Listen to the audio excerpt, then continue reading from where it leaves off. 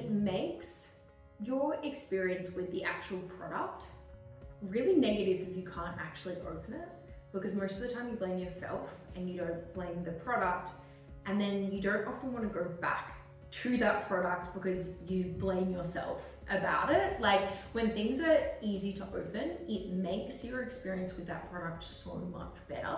So companies should know that, like, making things more accessible and making things easier to open, you end up liking the product so much more. Because if your first interaction with it is really negative, you're unlikely to actually go back and purchase it. They should know that people come with a whole range of abilities and challenges accessing everyday products, and that if they want to really sell and promote their products, they need to make it accessible for as wide a range of people as possible. Well, they should know how difficult it is for people with not only with motor neurone disease, but people who have weak hands, arthritis in their hands.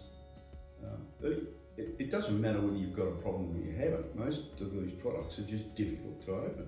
I think it's just having that diversity and understanding that everyone's not that one size fits all area. And I think you also need to approach it into a multitude of different people too. So it can be the elderly and also the young as well. So it doesn't have to be for someone purely with arthritis or a disability, but it is just that ease and way to make someone else's life much more easier.